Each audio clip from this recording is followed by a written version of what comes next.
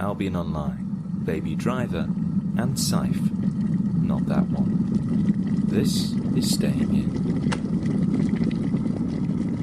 So you had to complete a level... Your brother had to complete a level of Sonic the Hedgehog to get out of the escape room. That's it, yeah. To find a clue to get us out of the escape room, yeah. Yeah. I mean, did they like reprogram the Sonic game, or? I don't know. I think they must have done. Well, because basically what happened was that once he'd completed that level, it kind of cut to black, and then two numbers appeared, and they were part of a code that we had to submit elsewhere. Right. So I mean, it was a really good escape. I'm always fascinated by escape rooms, and I know we've talked about it in the past, and Sam is our kind of resident veteran of escape rooms, but I just find it absolutely fascinating where you've got it's a puzzle crossed with role playing, but there's an inherent theatricality to it, because every time obviously a group finishes a room, somebody's got to go in and reset it as if basically no one else has touched this space before. I'm always surprised by how ingenious some of the solutions are, and I often think that the more and more I do with these things, the more jaded I be by them. I don't know, maybe Sam is a bit jaded by them, maybe he can see some of these things coming, but the novelty and the resourcefulness the puzzle makers have in creating some of these, and they're popping up everywhere now. I mean, we did one in Bristol. That was my first one. We did in Bristol. There's a few in Bristol now. There's one here in Liverpool, I know, TikTok and Lock. I've not done that yet, but I might do that at some point. So this was your first. This was your parents' first escape room. Yes, and obviously you told them what it was going in. They didn't just. Yeah. You didn't just lock them in a room. No, they were asking me all sorts of questions like, how big's the room? Are you actually locked in? Is it like, are we going to be like crawling through tunnels and that kind of thing? Is it going to be like Crystal Maze? Yeah. I mean, I don't know what my mum had in her head. I think she was envisaging something like, that science fiction film, that Vincenzo Natali film, The Cube. Right, okay. Or Saw. I don't know. But if you don't, it's £12 to come in, but if you don't get out, you will die. Yeah, and that was it. Like a little clown puppet on a tricycle just wheels out of the darkness into the spotlight. Well, that'd be a good one actually. If they did a Saw Escape the Room. Well, I did a similar one. I was on a stag do last year in Munich.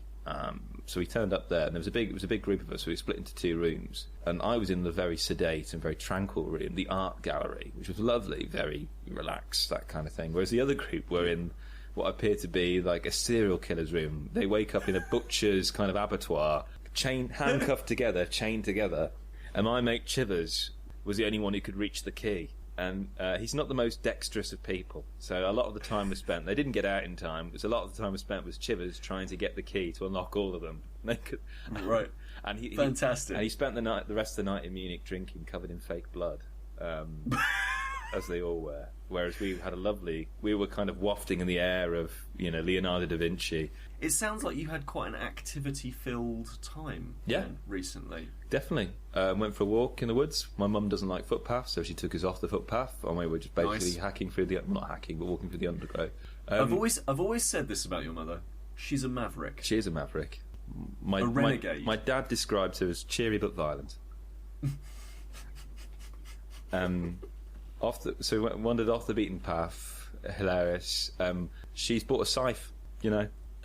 Yeah. Oh, right. Okay. Yes. Right. Yes. You sent me a very upsetting message on WhatsApp with this, and I'm going to put it on our Twitter at some point, because you led me to believe that your mother had bought Scythe, the intensely difficult, the Jamie Stegmaier game. Yeah.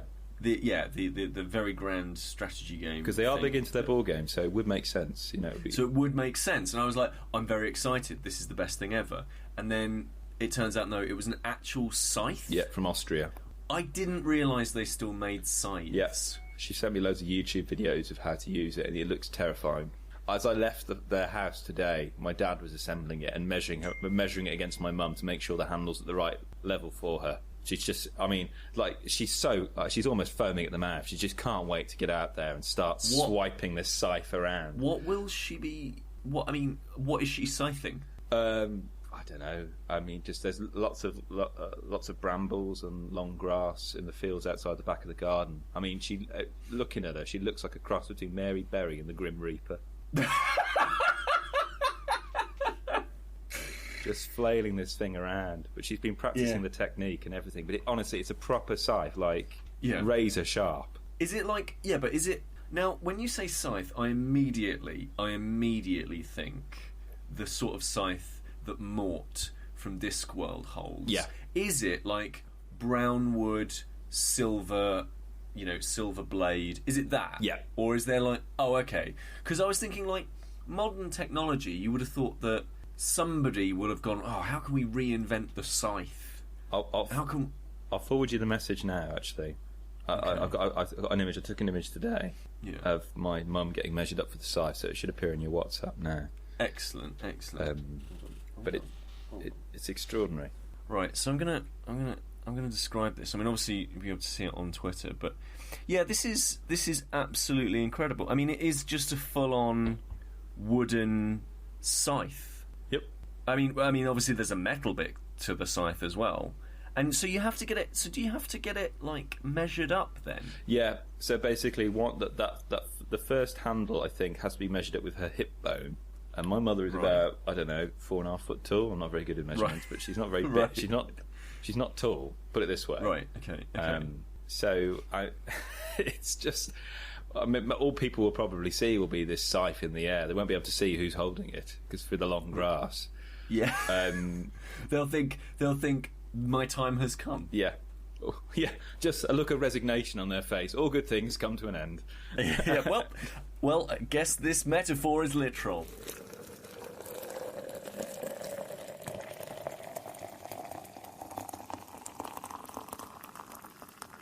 Do you want to know what I've been doing on my weekends? I would love Kris? to know, Pete. I would love to know. Listen, what I've been trying to do recently is for various reasons, I have been working very, very hard, and I don't just mean in the last 6 months. I mean over the last 5 years. and so I've sort of got to the point where I've gone, I need to figure out how to relax. I need to figure out how to take things at my own pace, to not, Kris, as you were saying the other day, to not obsess over things and to not, get really into them. It's okay to just have a kind of passing interest to in dip things. your toe in the water. To dip your toe into the water. So to achieve that, I've decided that I'm going to start an MMO. Oh wow! Yeah. So a light obviously, and frothy genre of gaming. Just you're sort of like a couple of hours Casual, dip in, dip out. Yeah. So basically, I saw this. I've seen this MMO for a little while now. It's a game called Albion Online. Yes, I've been looking at this. So this is Sandbox Interactive, and I'd never heard of them before, and I can't even remember how I actually saw Albion Online. I think it was just like some random post on Twitter or something like that, and I think it was just, oh, this looks really cool. There's lots of cross-platform play. I was like, okay, an MMO with cross-platform play. Okay, that sounds interesting. Whatever. I'll go and have a look at this thing. And the idea is that Albion Online, so it's an MMO, it's an open world player choice MMO. So it's not what's called, I hope I get this right, I'm not very into MMOs at all. I only just recently tried EVE Online and that just scared me too much, so I walked away from it. It's not what's called a theme park MMO. And a theme park MMO is unfortunately not theme park as an MMO. That would be amazing. I would love to play Bullfrog's theme park as an MMO. What it is like, it's like, as far as I understand it, it's like World of Warcraft, those kinds of games, whereby there's like sets of content. So it's like, you're going to go on a quest, and when you go on the quest, you'll see this thing. And when you see the thing, there isn't really a lot else to do there, but you've done the thing there, and that's fun. So it's kind of like a theme park, where it's like, it's constantly trying to show you a new thing to keep you entertained, to keep you in, so that when they show you the new piece of content, you're not bored, you're not churned away from the game. This is not that. This is a game much more like a very old game called Ultima Online, where the idea is that every player in Albion Online can basically just choose the profession and path that they want to go on. So you can choose a whole bunch of different paths, and you never choosing one of them never stops you from pursuing others. But if you focus, then you'll really get good at that one profession. So, for example, farming. You might want to be a person who farms, and if you can farm, then you can create food through a really rigorous crafting system. This crafting system, by the way, goes throughout the entire game. Like, there's metal that you can there's metal ore that you can get, and then you can refine it into little bars, and then you can combine it with wood, which has been turned from rough wood into like planks, and then you can combine those together, and then you can have like a knife or a scythe. I guess like a scythe, maybe. I don't know if there's a scythe in there. That'd be good. So this crafting system is everywhere. But if you want to go down the farming route, then you can produce food, and if you produce food, then you can feed. You could feed people with it, and that gives them energy in some capacity. I don't quite understand that area myself at the moment, because I'm literally 2.5, 3 hours into this thing. So you really have stuck your toe in the water. I really have stuck my toe in the water. I mean, most of the games I kind of like are about 6 to 7 hours long, so I'm really halfway through what I would usually play. Wow. So, like, this MMO is... obviously, it's an MMO. So what I'm sort of groping towards here is you can be a farmer, you can be a warrior, you could be a hunter, you could be a... whatever you want. You could be, if you wanted... You could be a part of a caravanserai, is that what it's called? Where you basically like travel across the land taking stuff to other places. Maybe it's not, I don't know. So you could do any of these roles, but the reason that those roles exist is because the economy is completely player driven. So if you aren't producing food, then food isn't available. If you aren't making knives, then people have to make them themselves rather than go and buy them from the store. There's no just somebody hanging out selling you knives. The entire economy is driven by the players. And that means that those roles are really, really important, because there are different areas. This map is massive. I've seen literally one little fragment of an area of it. Two little fragments of areas.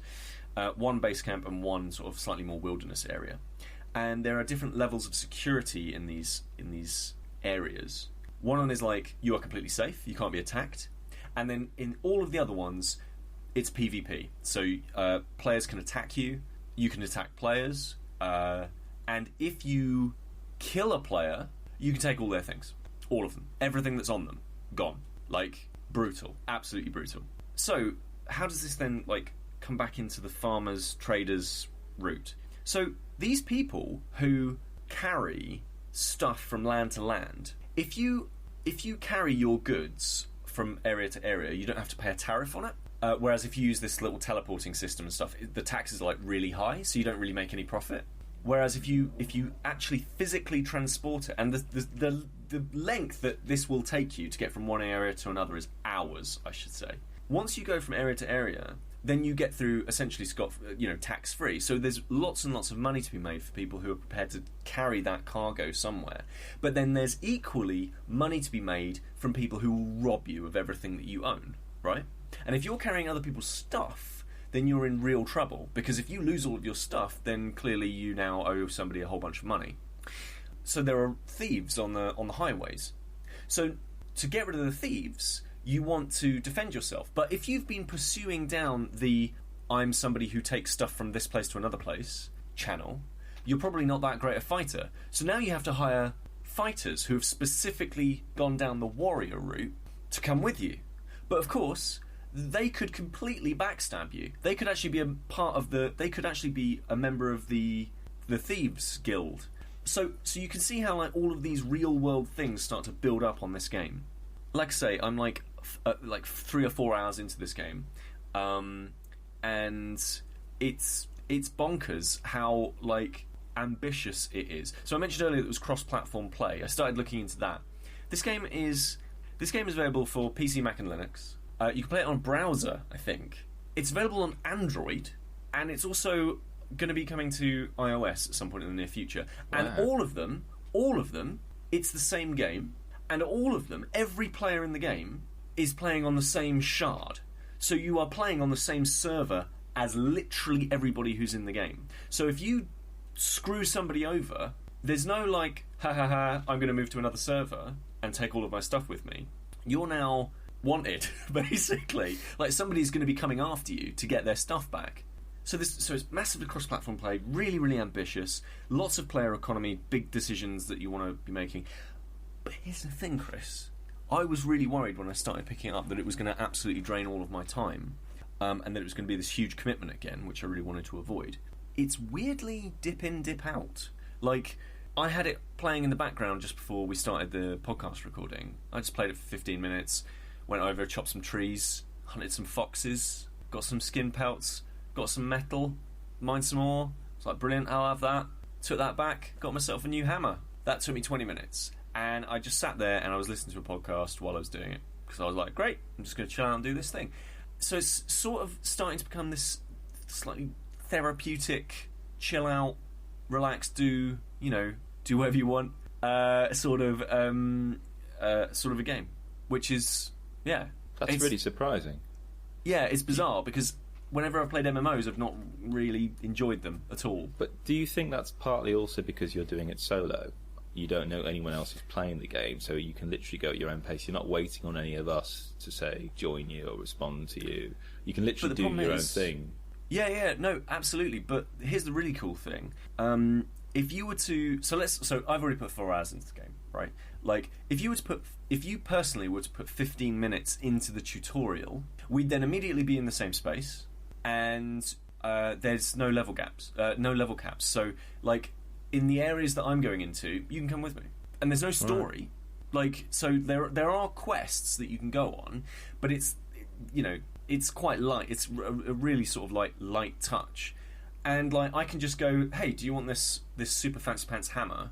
Because that's going to allow you to mine this specific ore that we're going to go over here, and then basically I give you a head start. Like, and yes, I've been able to dip in and dip out, but there's no like, oh well, I've got to wait from, like, obviously, we've tried to be playing Borderlands, and like, if you don't play that together, you miss a whole bunch of the story together. Yeah. Whereas this, it's like what all you're missing is just like looking for resources and going out and hunting and doing all this sort of stuff. There's no,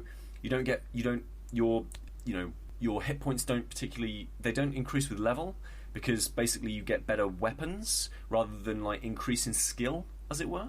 As far as I can tell, that's how. So it's more about the crafting. So again, like, it's more about the crafting. It's more about you making specific decisions about what it is that you want to do in the game. And here's the other thing, and this is one of the things that I want to keep going and see how flexible this is.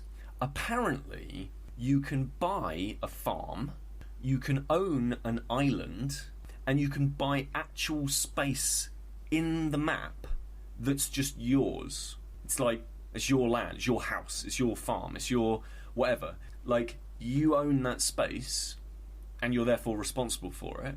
Like, isn't that a fantastic idea? Just like, you could absolutely find a hypothetical situation where you and me and Sam and Dan, whoever, we all just become pro farmers, take ourselves away, like, all we're doing is farming, just like ultra high level Zen master farmers.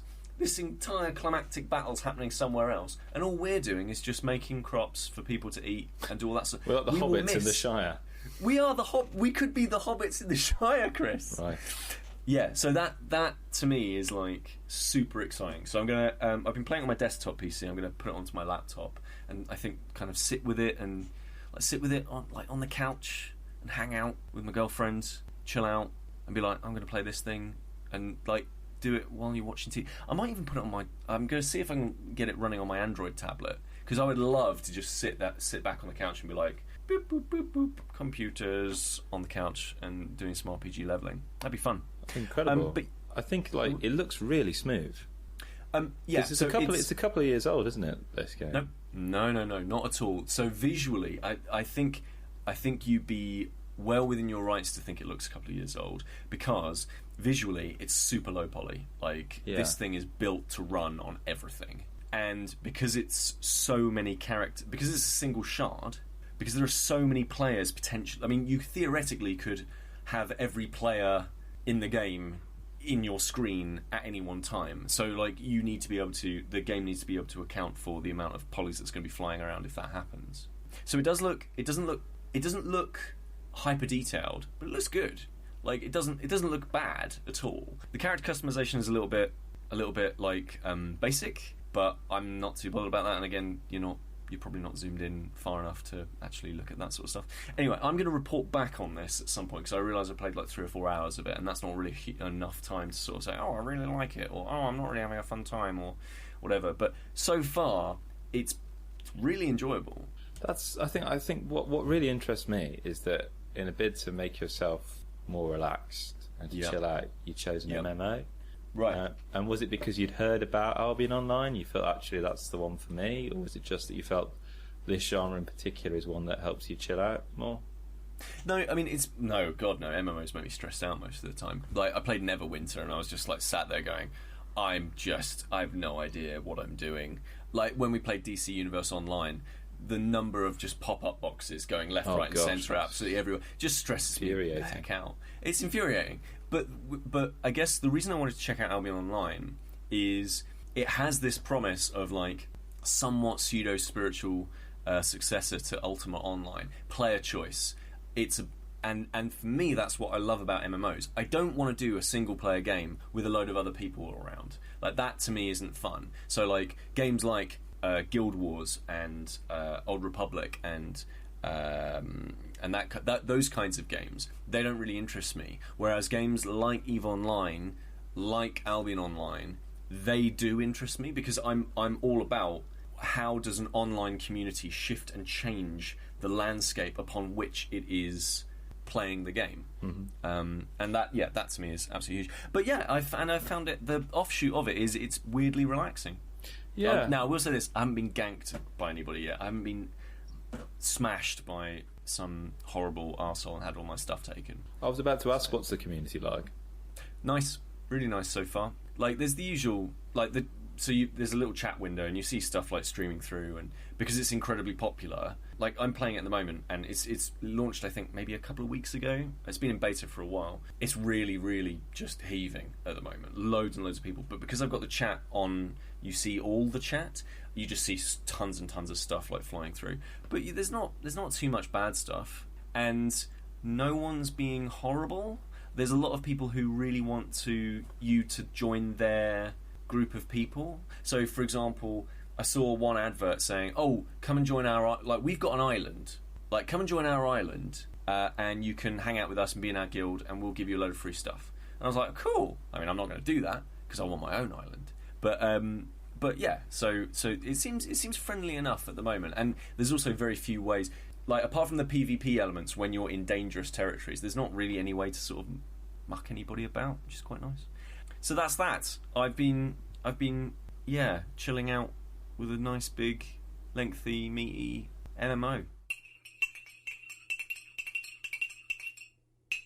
So, Kris, what does Remain of Edith Finch? Or is that a spoiler? It's a kind of a spoiler, yeah.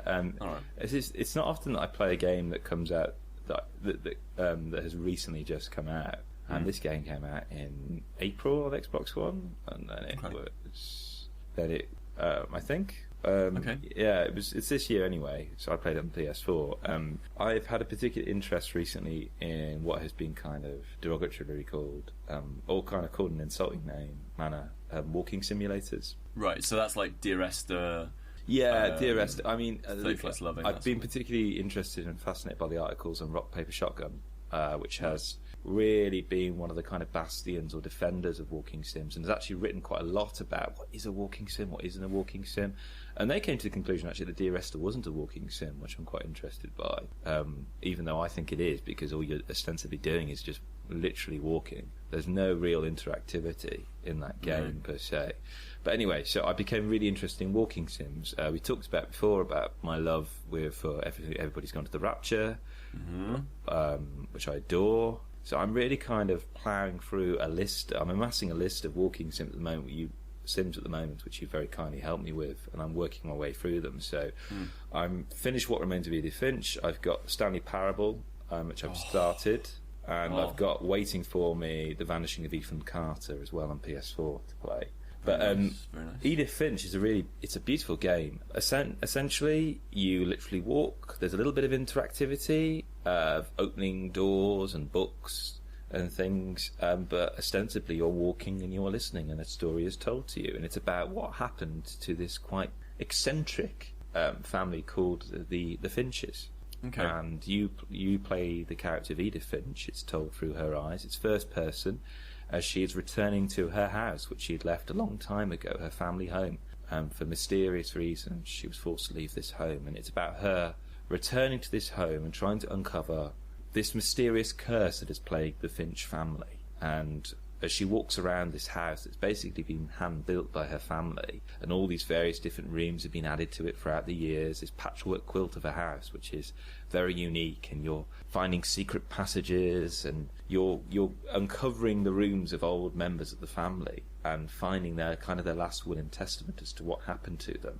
You go into these kind of strange, kind of surreal kind of experiences, which throughout the ages. I don't really want to spoil it too much, because it is. Okay. I don't want to say it's a unique game, because everything's unique nowadays. Where everything calls itself unique. But there's some genuinely really interesting moments that it does. And I think you'd really appreciate it going in. It does some very interesting things with the mechanics of game playing, and it's always lovely when the mechanic and the narrative just have this wonderful hand in glove relationship. Because that's one of the things with walking simulators. The thing that sets the good ones from the bad is, I think narrative is really important, or just sense of space. Yeah. But it's also about how they can mechanically feel satisfying. Like, it's not enough to simply give somebody space to move around, or the freedom to move around in a space, right? Like, for me, I found a game called it's a game called Fatale by Tale of Tales, which I really loved. The Graveyard by them, which is a walking simulator, I suppose. But I really didn't like Fatale because it gave me like way too much freedom. It's kind of like airy-fairy, not really crystallizing any of its ideas, not really giving you the focus of like, look at this thing. Whereas like games like Dear Esther and 30 Flights of Loving and that kind of thing, they are really good at manipulating the player to look at the thing that they want you to look at.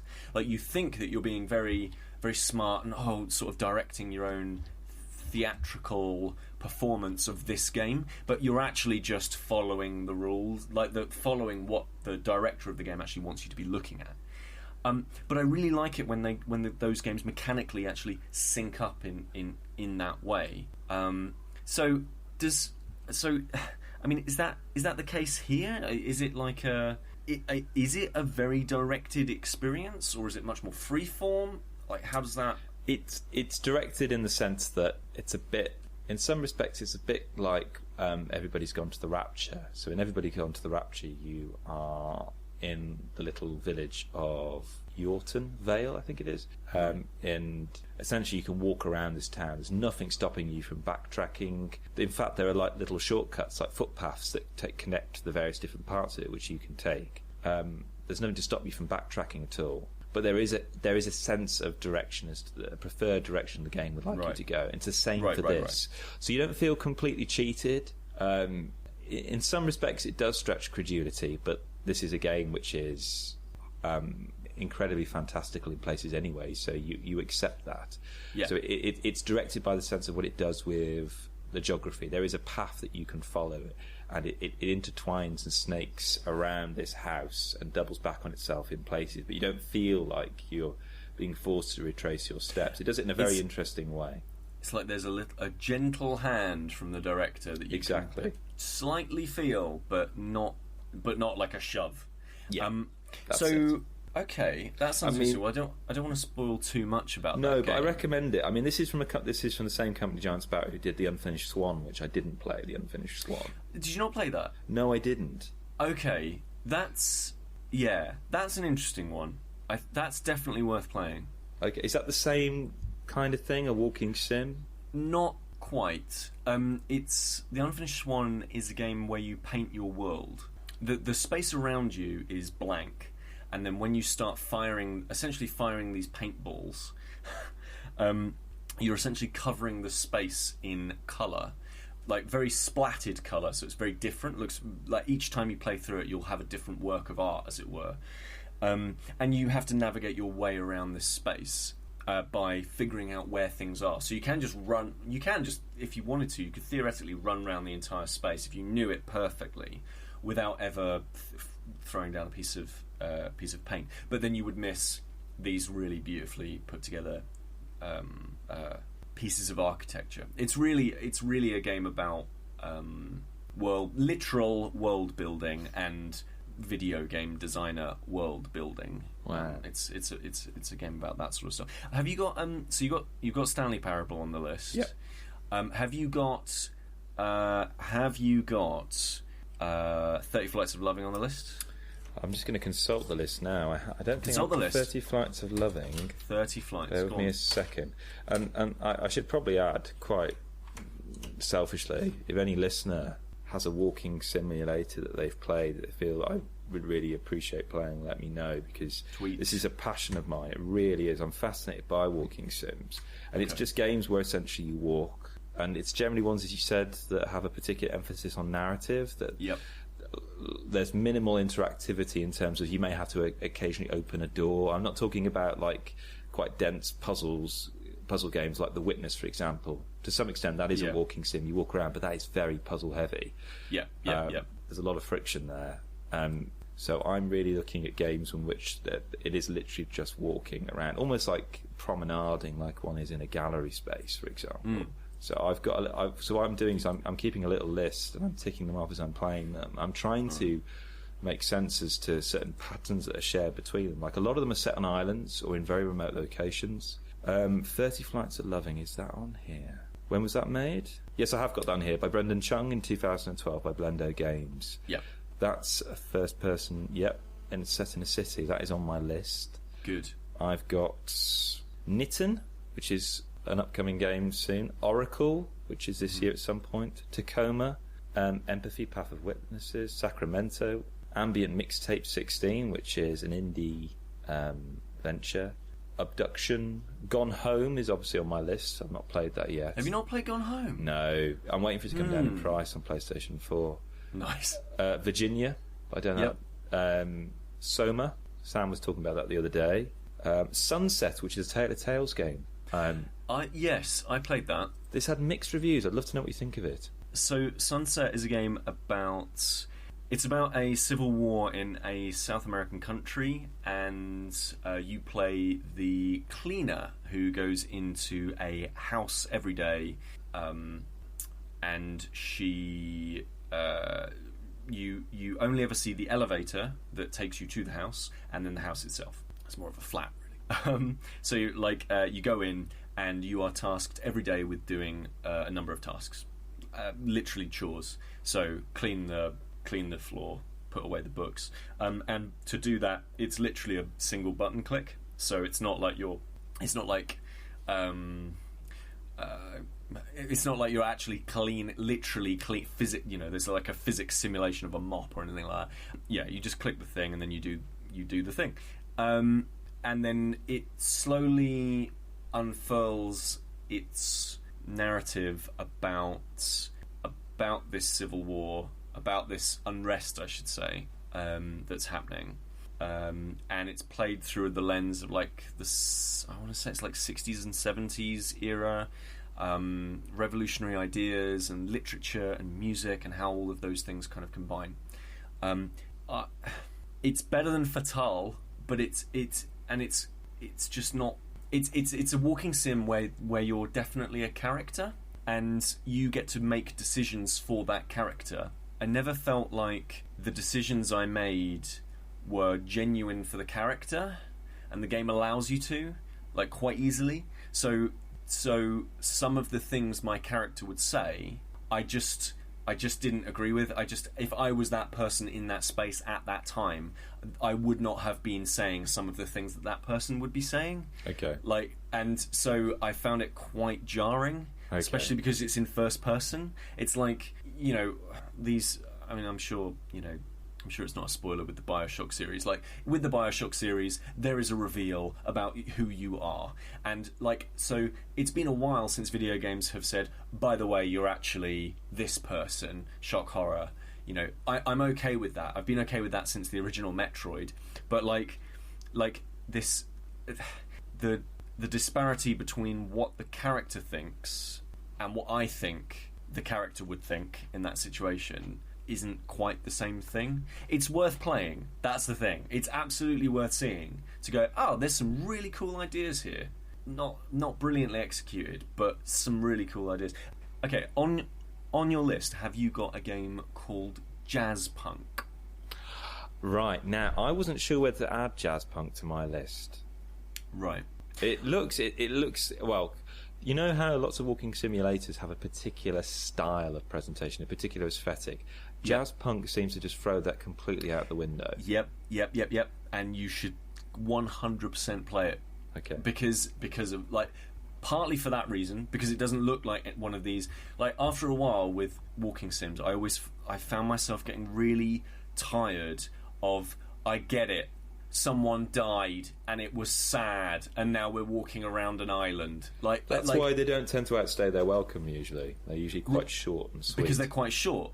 But once you play them if you play them in quick succession, a lot of them, you just, this sort of like, there's only so much wistful piano music that I can take. Whereas with Jazzpunk, it's a walking simulator that's hilarious.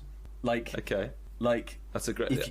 I'll take that as just the review. That's great. I love that. You've already piqued my curiosity. It's brilliant. It's one of the funniest games I've ever played. It's got one of the. It's got right here, and here's the beauty of games, Kris. And this is what gets me out of bed every morning. Right, games are so powerful and incredible and flexible a medium. They are wonderful. They are so powerful a medium that in Jazzpunk, just the movement of a camera, and remember this game is played in first person, just the camera being moved in one specific situation is one of the funniest jokes in all video games. Okay. And it's this tiny little thing, it's this camera move and a sound effect, and it is, I had to stop playing, I was laughing so hard. It's so good. It's just so good. Anyway, and again, I love the idea that in the morning when your alarm goes off at 7, it's not like what mine is, which is like this trilling sound. Yours is a recording of you going, "Games are a flexible and powerful medium. Games are a flexible and powerful medium." Yeah. Snooze. I mean, that gets me right out. No, never snooze. No, straight never out of snooze. bed. Just let it play. Yeah, just let it play. We'll go to work with it. We talk about video games a fair bit on the podcast, don't we? But I will say this: we sort of try and keep it like mixed up a bit. I'm going to fly in the face of that and tell you about another game that I've been playing. In fact, actually, it was a game that you remember how basically the last episode was where we all got together, and now Sam and Dan have fucked off. I've no idea where they are this evening. I don't either, actually. Sam sent me a message the other day saying he had a trousers problem. And that was prefixed by a text message which said, "Do you have a bow tie?" I said, "Yeah." I mean, that's... I had nothing in response. That's not going to fix the trouser problem. And we were supposed to hang out this Friday. Well, literally. And I said, "Sorry, can't make it. Trousers problem." I was like, "Okay." Yeah, fine. Didn't query it. No, don't with Sam. I just like the idea that we all got together for a really nice time, and like Dan and Sam have been like, "That's enough of them." Yeah, I've met my quota. Yeah, got the fill. But I was actually playing this game. It's called, let me remind myself because I always forget it. Oh, is that Metric and Imperial? Metric or Imperial? Metric and Imperial. Do you know what? I don't know if that's a clever joke. I mean, it's a clever joke from you, Kris, but I actually don't know if this is a clever joke from the developer. What if it is? Maybe it's got to be. Kris, are we the only ones to know this? This isn't going to it isn't going to be like Papa the Rapper again. Well, yeah, or Phoenix Down. No. Okay, so this is called Miles and Kylo. I think it's Kylo? I thought it's Kilo. Miles and Kilo. As in like miles and kilometres.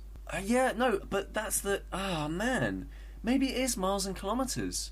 Oh, Kris, my mind has been blown. Oh, I desperately need to know whether or not that's real or not. Okay, anyway. Okay, so, Miles and Kylo. I always get the name wrong because I always think it's Miles and Kyles, or Milo and Kylo.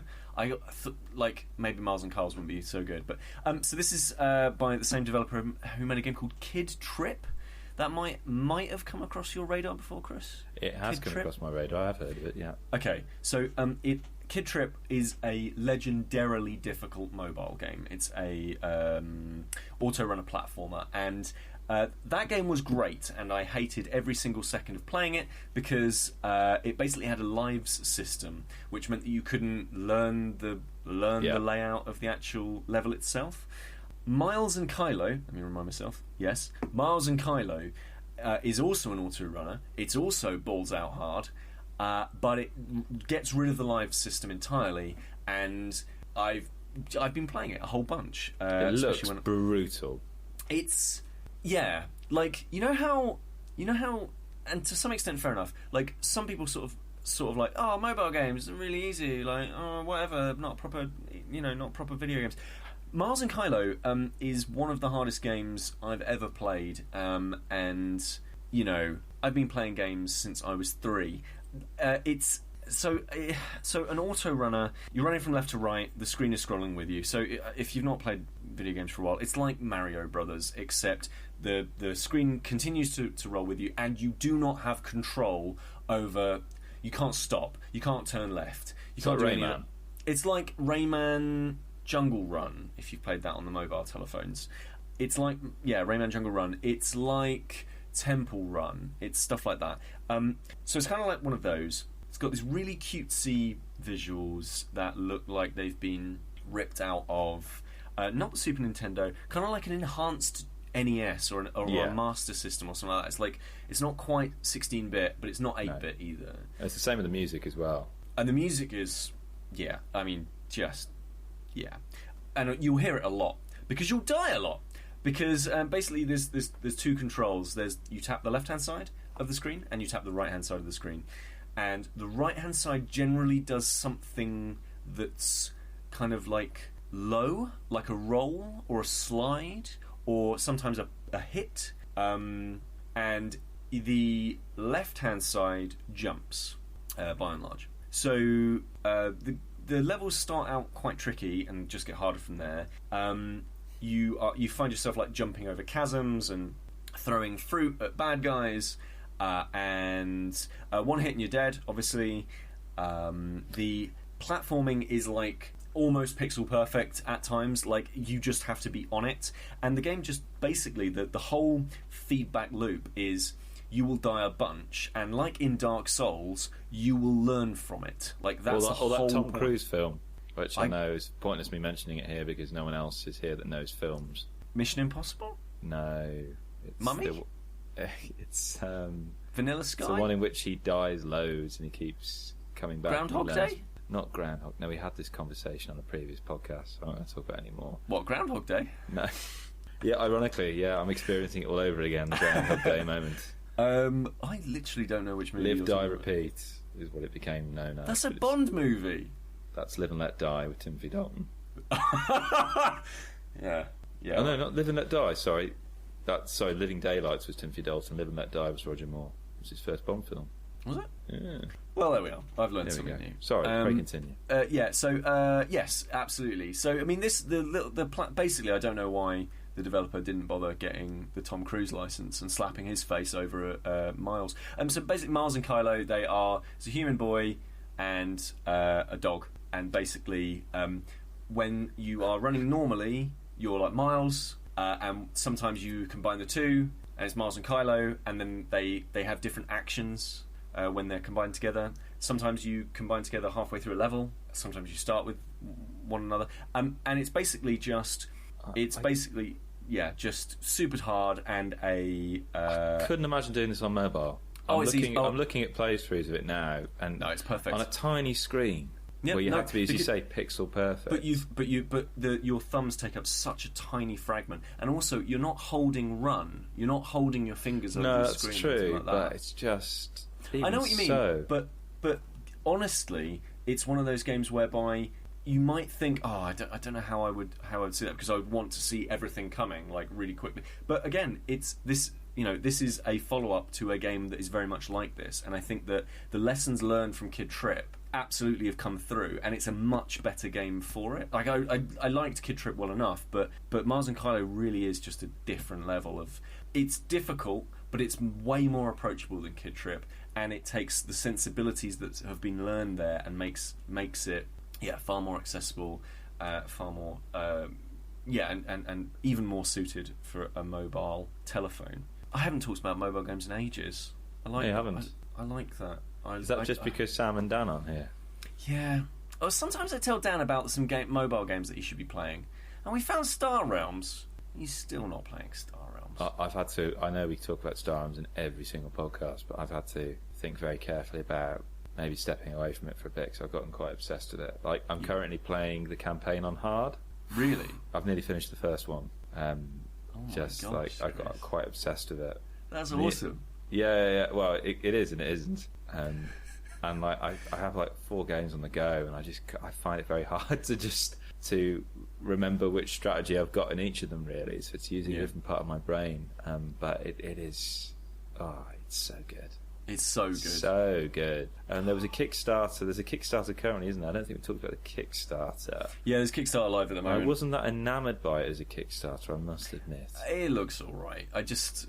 I'm tempted, but I just think... Do you know what? I actually... I really like the physical version, but I've got the base physical version, and that's enough for me. Yeah, whereas with the mobile one, I'm actually considering getting some of the expansions for the mobile version, just to have a bit more variety in my game. But yeah, some of the events or gambits are good though in the physical version. It mixes. If you're playing with 2 people that are very experienced players at the game, to have that something that's just a random wild card thrown into the mix, it just spices things up. Yeah, exactly. Adds a degree of chance into it, makes it a little bit more interesting. Yeah, I might grab some of those. But yeah, I agree with you. I'm hideously addicted to Star Realms on a mobile, and need to maybe step away from it for just a little bit. I mean, we need to finish up Tickets to Ride, so we do. Yeah. So and then then the Battle of Polytopia is getting multiplayer soon. I know. Oh God, Kris.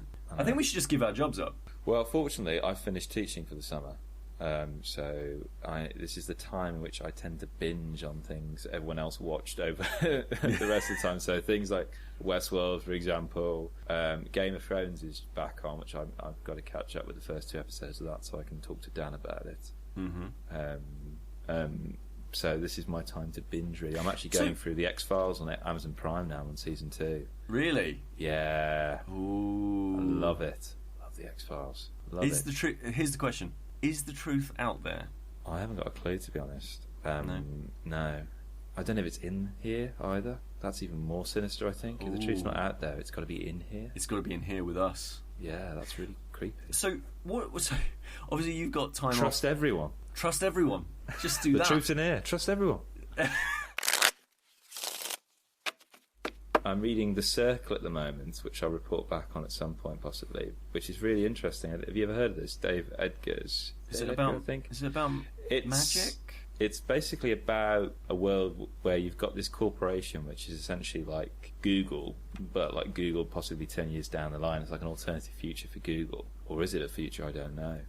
Where the protagonist of the story has just got a job at this company called The Circle. And they're essentially one of these huge global corporations which has their fingers in several pies. Health, technology, everything. And they recruit the best of the best. And it's this lovely kind of caring utopian dream of this brain trust of people. And she just succumbs to it. She just falls in love with this wonderful kind of large community where everyone's transparent, nothing's secret. And they're developing these technologies. Yeah, we developed this camera called the Lollipop, which anyone can own dirt cheap, and you can record and stream everything on the planet if you want to. Just plonk it somewhere. It's hidden. It's a hidden camera. Transparency. It's great. And she just goes, yeah. And she's got this screen where she has to handle customer services, but then she's given the longer she's there, she's given extra screens. Okay, this screen's for your work. This second screen is for your line manager to send you messages about you meeting your targets. This third screen is about you seeing how your ratings are doing. You know, you've got to like loads of comments from your colleagues and things to boost your popularity rating, and tag loads of pictures, all these kind of things. This extra screen is you filling in your responses to different products you own, which will really boost productivity in the company as a whole, and more screens keep getting added. And there's this wonderful scene, like very early on, where she's called into her office for like a disciplinary by her supervisor. She says, I understand, I know, you know why you're here, don't you? And she goes, I don't know. And she looks in the corner, there's this guy in the corner with his head in his hands. She says, this is Gary, but I don't need to introduce him, you know why you're here. It's like, no. He says, Gary, you know about Gary's Portuguese brunch that he put on? No. He says, well, you should have done, you were meant to be there. And she's like, I don't understand, I don't know Gary, I didn't know about his Portuguese brunch. And basically she mentioned once upon a time that she'd been to Portugal, and Gary had been on and had gone on the circle and had said, okay, look for people who'd mentioned Portugal, sent out a massive invite to this Portuguese bunch, and she hadn't replied, and she was being disciplined for that. Oh my word! I know, and Gary's really got close to tears about it, or very sensitive. Gary. So there's this kind, and it's hilarious, but it's this kind of like, I don't know where to laugh. Yeah. I'd be really creeped out by this. Yeah. And I've not finished the book yet. I'm about 2/3 of the way through, but it's a really, really biting satire. But what's kind of scary about that is that you start thinking, actually, gosh, this is quite similar to places I may have worked at in the past, or I know of people who've worked in these kind of places where actually, yeah, it sounds really fun and communal and stuff, but actually it can easily be interpreted in a kind of a sinister light. And this person, this lead, she becomes very closed off from her family and friends as she starts to embrace the circle. It's really interesting and really funny. I really recommend it. I think for you in particular, in the line of work you're interested in, it'd be very interesting for you to have a look at this and see actually whether it is actually science fiction, or whether actually this is something that will be more and more a part of our society as we become more and more connected. The big question that's emanated out of this discussion, though, for me is, what's a Portuguese breakfast? I don't know. I've been to Portugal. Actually, we were at Portugal in April, I suppose. What did you have for breakfast? I don't know. What did we have for breakfast in Portugal? Everything, apparently. Just everything. Just everything. Excellent. I saw Baby Driver the other day. Right. Okay. So this isn't the movie, the animated movie. I've not heard of an animated movie called Baby Driver. There's an animated movie called Baby Driver where it's got the voice of the guy from 30 Rock. You're talking about Alec Baldwin, and you're talking about the film Boss Baby. Yeah. No. Is it not that? No. Do you know what Baby Driver? I think it should almost be a feature when I tell you the name of a film and you have to give it, like we did with The Sniffer. Yeah. You actually gave a better plot of The Sniffer than the actual Sniffer. Yeah, true. So if I come to you and say, right, studio here, I've got some money. Yeah. Make whatever film you want, but it's got to be called Baby Driver. Baby Driver. What are you thinking? Okay, so have you ever seen the film Look Who's Talking? I have, to my shame. Right. I've also seen Look Who's Talking and Look Who's Talking 2. Now, look... And is the 2 with two O's? Yeah, of course it is. So I kind of imagine that it's a bit like Look Who's Talking, in that it's a baby that can talk, but humans can't understand the baby. I was thinking more like Taxi Driver, as in like it's a baby and they have a taxi or an Uber, because it's modern, set in the modern day, and they have lots of like fares. They get lots of fares going on because obviously they're taxi driver, and that's how they make their money. But they can't communicate. So because they've got the Uber device, they can like take fares. They can do this. You know, they can make sure that people pay for all of their stuff, but they can't communicate with them. Like, so they get into the car and like they're unable to actually talk and stuff, and people get into the back of the cab and they don't see anybody in the front, but the car starts moving and they're like, oh, I wonder who this is, and they start talking and think, oh, maybe it's just somebody who's not very interactive, I just won't bother. And because the baby's like driving just fine, like, you know, getting through like the streets of, I think it's set in New York, and like that's all fine. They get to the end, and then at the end, whenever they get out, they're like, oh, really rude, and they rate them like 2 stars out of 5. And the whole film is about the baby driver attempting to get that coveted 5-star rating on Uber, and how they managed to get around that. To see that there's tension there, there's narrative development, right? There's and talking, turns. talking babies. Yeah, it ticks all the boxes. Yes, for me, I can see that as being classed as a U, PG, 12, 15, and 18. Yeah, so it includes everyone. Yeah, everyone. Yeah, excellent. Does not discriminate. Baby Driver. Well, there's driving involved, but Baby Driver is Edgar Wright's latest film. You may have seen Edgar Wright's films, Scott Pilgrim. Yep. World's End, Hot Fuzz, Shaun of the Dead. Seen those two. Spaced, if you want to go that far back. Oh, I like Spaced. Yep. Love Spaced. This is a film that's been cooking away in his head for the last 20 years, and he tested the idea out on a music video, Mint Royale music video, with Noel Fielding, Julian Barrett, the Mighty Boosh guys, and Nick Frost and Michael Smiley.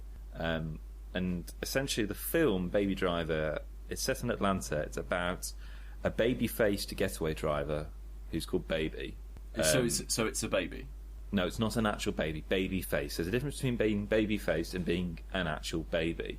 You say it's got the face of a baby? No, it's baby-faced, who's youthful-looking. Oh, right, okay. A baby driver who is the best in the business. And it's about him trying to get out of this. It's that kind of one last job, trying to get out of this occupation he's found himself in, but at the same time trying to appease his sinister boss and to hook up with this girl he's just met, who's played by Lily James, who works in a diner, and to support his foster parent. And that sounds like a really formulaic plot. Mm-hmm. But what's very interesting is that it's actually written as a musical heist drama. And when I say musical, it's not that it's all singing and dancing in this saccharine kind of La La Land kind of way. In the fact that it has an awesome soundtrack. Basically, Edgar Wright's picked his favourite tracks from bands that would be great for heists. And the premise is that Baby, when he was a kid, he was in a car accident which left him with tinnitus in his ears. So he hears this kind of constant ringing. And to drown out that sound, he's got in his ears constantly, he's got his headphones plugged into an iPod. He's got several iPods. And all of his jobs are done to music, which only he can hear. So everything is synchronised to the music. The driving, the movements of all the other characters are synced up to the music. Oh, that's cool. So it's really quite cool how they've managed to do it. And there's no special effects, really. There's no CGI. They did the actual stunts. All the running, all the driving, the beats of the speech of the characters and their actions are synced up to the music the Baby is listening to on his headphones. So sometimes if he's caught out of sync, he'll pause, he'll say, wait, and he'll go on his iPod, rewind it a little bit, and then carry on driving. Wow. It's really, really interesting. It's very unique in that sense. It does become quite formulaic in terms of narrative, and I'm still a bit divided on it, but it's a treat for that, really. And it has that slick Edgar Wright quality with its editing, its fast cuts, its kinetic, action-packed, punchy kind of quality with this wonderful kind of wry humour. So there's been two really excellent car chase movies. I mean, it's kind of like a car chase movie. Yeah. Yeah. Well, I wanted it to be one big car chase like Mad Max. Right. And actually, the thing that took me out of it was the shift in pace. I didn't want it to have these kind of lulls, this focus on the drama of the characters. I wanted it to be this fast-paced, Mad Max-esque car chase. That's what I wanted from it, so I felt a little bit disappointed by that. I was going to compare it with Mad Max, because Mad Max, specifically Fury Road, the story is whatever. For me, I was kind of loads of tropes here. You can say what you like about, it's a feminist icon, feminist icons and all that sort of whether or not it is. The story is the journey. That's a discussion for another time. But yes, the story is there were some car chases and this is how they happened. So for me, Fury Road was all about this visual spectacular.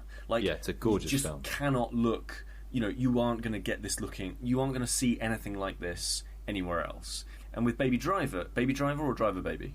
Baby Driver. Baby Driver's your one. Driver Baby's my one.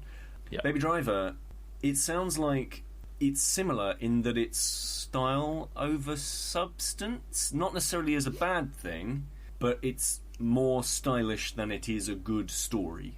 It's interesting. Like I think the story's quite good. It's just not the one I wanted, really. There's some really lovely moments, and it's very clever in terms of how it references its cinematic legacy in terms of car chase films, like The Driver, and I think there's also references made to the famous car chase in Bullet or The French Connection and things. Right. But I don't really have that knowledge, I suppose, that cinematic knowledge that large went over my head. I found the story quite, overall, very broadly speaking, it is, apart from a decision it makes right at the end, which I'm very glad they went down that road, it doesn't do anything particularly different, other than its presentation style, as I said before, this music video crossover heist. That's cool. That's cool. That was Staying In with Peter Willington and myself, Kris Darby. If you enjoyed this episode, please leave us a review on iTunes or wherever you get your podcasts. Visit stayingin.podbean.com for more information and links to the comics, movies, games and more covered in this episode. And come find us on Twitter @StayingInPod. Thanks for listening.